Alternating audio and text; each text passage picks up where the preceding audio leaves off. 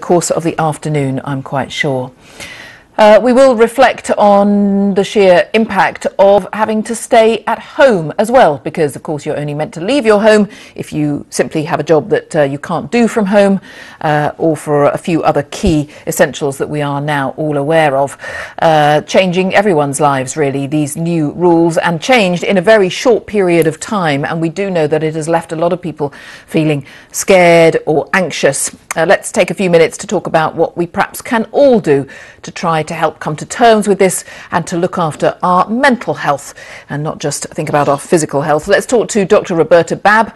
She is a registered clinical psychologist. Very good afternoon to you. Thanks for your time. Thank you. It's very, very new experience for an awful lot of us. It's a big topic, I know, but what are the key things that people perhaps can be doing when you're just not used to spending this much time in your home? There's a lot of things people can be doing.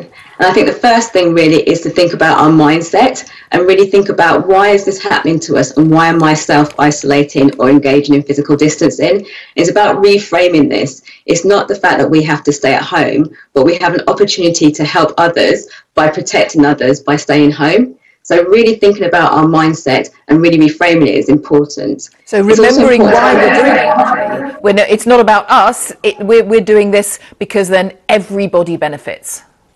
Exactly, and I think that's a major message that needs to get about, because then we can think about being in this together. Solving this and facing this is everybody's problem.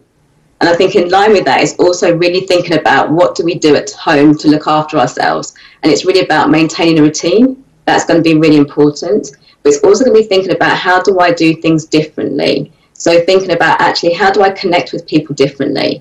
How do I look after myself differently? How do I look at my house differently? And I think we can feel very trapped in our homes, but it's also an opportunity to do something different in terms of actually decluttering a wardrobe, kind of going into a loft and kind of sorting out bits and pieces that you meant to do. Because these are things that can be donated to other people or even sold online at a later date. And we're really thinking about actually how we can help ourselves to help others, which is really think about our mental health. And I've had lots of inquiries from new people really thinking about not just the impact on this emotionally, but practical strategies.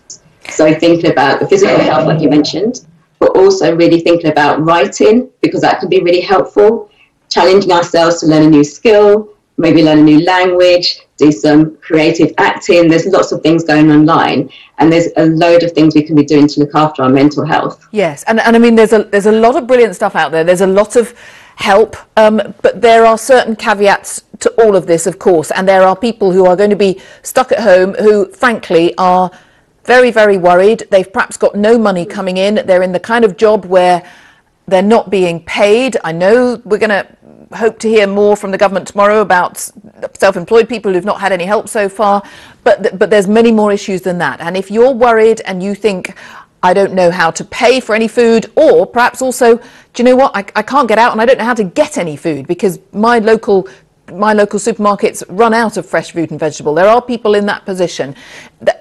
That's a different place altogether, isn't it? And how on earth can someone help themselves when they're in that situation?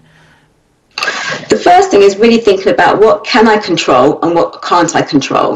And it's about radically accepting that we're in a very, very unusual position that many of us have never experienced before. So it's thinking about what information is out there online and remembering I'm not alone. There are other people in a similar situation as I am.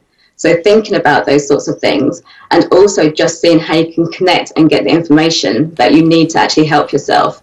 And speak to people. There's lots of therapists online and people who are psychologically trained who are offering help and support and really helping people to manage their anxiety.